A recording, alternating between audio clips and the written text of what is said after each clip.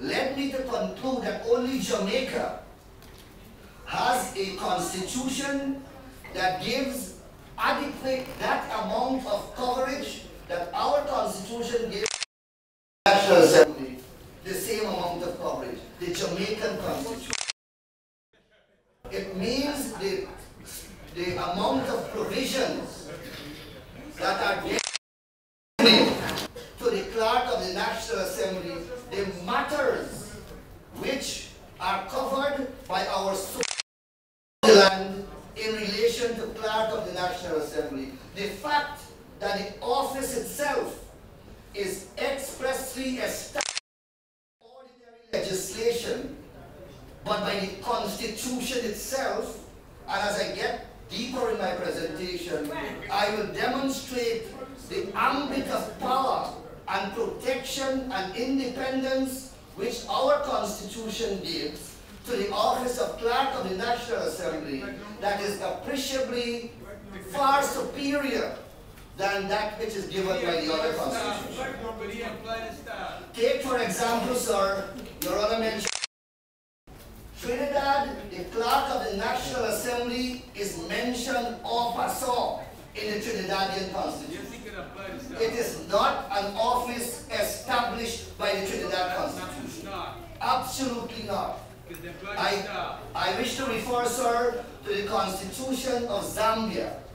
It says this. You want the minister to apply the star? There shall be a clerk, Article 73. There shall be a clerk of the National Assembly and such offices in the Department of the National Assembly as may be prescribed by an Act of Parliament. Our Constitution not only establishes the office of the Clerk of the National Assembly, but further prescribes in the superior law of the land how that office was formed, conditions of the office, of the holder of that office, and many other matters ancillary to that office. We didn't leave it to an office to make those provisions. We, the Constitution itself. Belize, for example, and my friend cited Belize, my colleague cited Belize. Because, sir, Belize did not have it in their constitution in any elaborate way, they passed a legislation, separate constitution, that provides elaborately for the staff of the parliament, the staff of the clerk. So, sir, the point I want to make is that our constitution provides for the clerk of the National Assembly in a most elaborate fashion, and therefore to relegate, and of course we have to recognize that this constitution is the supreme law of the land, and sir, it is a trite principle of constitutional law, and in order of priority of sources of law, and we all know what they are in Guyana, if a matter or an office is provided for by the most superior of all our, then if you try to provide for it in a source of law that is inferior to that superior source, then you are diluting the significance of that office or that issue. And that is what this bill seeks to do. That is what this bill seeks to do. It seeks to relegate.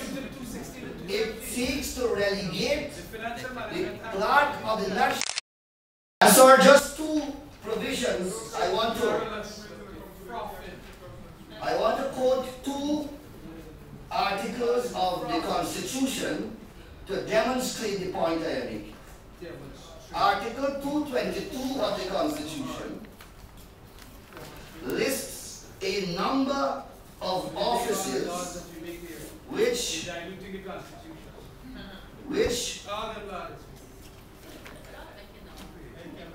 Article 222 of the Constitution lists a number of offices created by this Constitution and provides for the remuneration package of those office holders. and protects them as a charge on the consult fund. It reads this: there shall be paid to the whole article applies such salaries and allowances as may be prescribed by any other law, or in the case of clerk and deputy, as may be determined under Article 158(4), not an ordinary legislation, but by the Constitution itself.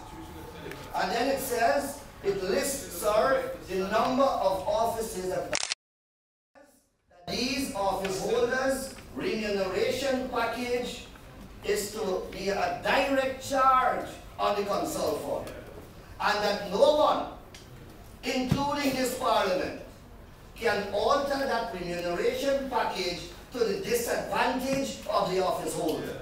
Among the office listed, sir, are as follows: the office of President, Speaker, Deputy Clerk, any judge of the Supreme Court, members of the Elections Commission, Judicial Service Commission, Public Service Commission, Teacher Service Commission, Police Service Commission, the Ombudsman, the Director of Public Prosecution, Auditor General, and the Commissioner of Police.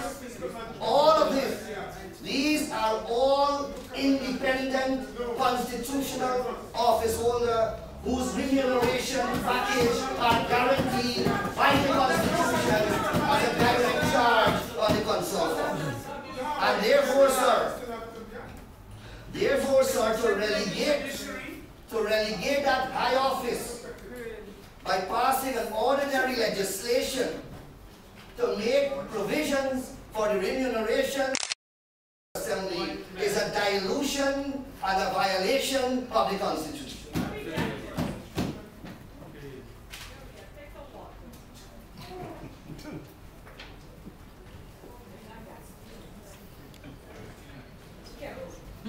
Sir, I gather from listening to my colleague that the thrust of this bill seeks to imbue in the clerk a greater degree of independence.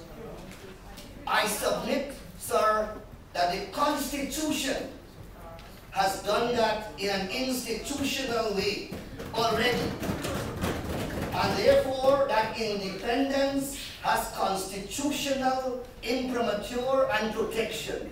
To do it by ordinary legislation is in principle simply wrong and violative of the spirit of the Constitution. Now, let us look at the bill, the long title. First of all, sir, this is a bill that has no marginal notes. Don't be marginal. Now, sir, I did before in my ruling that members of the opposition don't have the benefit of I know, sir, nothing may do with what they have. Maybe you could help us with the idea. but, sir, at the end of the day, if it is passed by this Parliament, it becomes law, and marginal notes in our law are not insignificant. In fact, our Interpretation and General Clauses Act speaks specifically to marginal notes. But, sir, let us go to the act, the bill itself. The long title says, an act to set out the responsibility and authority of the clerk and deputy clerk of the National Assembly of Ireland, and to provide for the establishment and administration of an independent office of. Now, the Constitution, as I said, guarantees that independence as well, expressly and by implication. But then, sir, I go to clause 17 of the bill under the caption responsibility of clerk, and the bill reads this: the clerk of the National Assembly shall be responsible to the Speaker of the National Assembly. So there, and the long title and the whole policy behind this act is to invest that office holder with independence. Itself makes the clerk responsible to. And I say that that is a self-defeating and implosive situation. I go on to clause 23, sir. Review of appointments. Again, the Speaker has a role that is superior to the office of the clerk. The bill reads, the clerk of the National Assembly shall establish a procedure for reviewing appointments made under section 19 that are subject of any complaint by a member of staff of the 2. The procedure shall be approved by the Speaker of the National Assembly before being established. So, sir, again you find the independence that the bill seeks thematically and schematically. Office holder is penetrated and violated by the bill itself. By the bill itself. So, sir, those are my preliminary observations.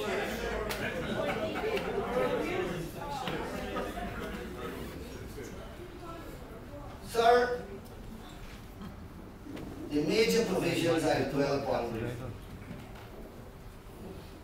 Article Clause 2. There shall be, in accordance with Article, remember, sir, I said that it is unnecessary and it is unconstitutional. There shall, in accordance with Article 57 of the Constitution, be appointed as an office of the National Assembly a clerk of the National Assembly. But that is in the Constitution, so that is unnecessary. There is no reason for that provision to be there. And this, in any event, is simply duplicating that which the highest law of the land already says exists. So it is odious. Then, sir, they list the functions of the clerk of the National Assembly. The functions of the clerk of the National Assembly, sir, are adequately set out in our standing orders and by the traditions and conventions of this House. I don't think that anyone here, perhaps Mr. Ramjatan, apart from him, I don't think anybody here has any doubt as to what is the functions of the clerk of the National Assembly are. Standing orders are not law for you? But then, sir, we go on. We go on. Article Clause 4 of the bill. Clause 4 of the bill says, again, there shall be, in accordance with Article 57 of the Constitution, also appointed as an office of the National Assembly, as a member of staff of the office of the clerk of the National Assembly, a deputy clerk of the National Assembly. But that's already there in the Constitution. It's already there. So this is another duplicitous, unnecessary provision. And then it lists the functions of the clerk. I said, sir, administratively, we are not in doubt of what the functions of the clerk of the National Assembly are. We can pass some kind of rule book, as it is done in the other countries. Or we can enhance and improve on our standing order.